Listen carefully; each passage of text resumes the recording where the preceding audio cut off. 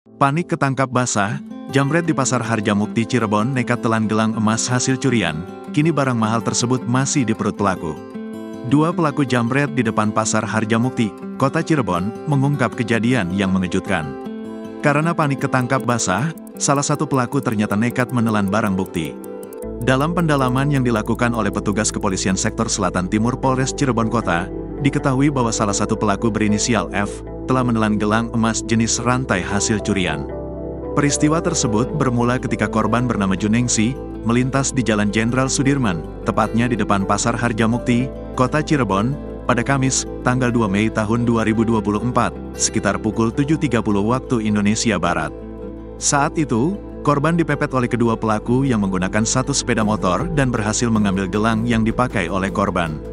Korban sempat mengejar pelaku hingga kedua pelaku terjatuh dan ditangkap oleh warga. Salah satu pelaku kemudian nekat menelan gelang tersebut untuk menghilangkan barang bukti.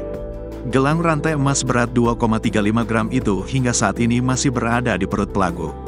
Kami masih menunggu proses keluarnya barang bukti tersebut, ujar Kapolsek Cirebon Seltim Polres Cirebon Kota, AKP Joni Rahmat, Jumat, tanggal 3 Mei tahun 2024. Menurutnya, ditelannya barang bukti tersebut dikarenakan pelaku panik, di mana saat itu warga sudah berkerumun nyaris menghakimi dan menghadiahi bogem mentah kepada pelaku.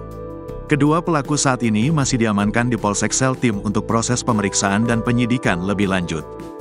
Download Tribun X sekarang, menghadirkan lokal menjadi Indonesia.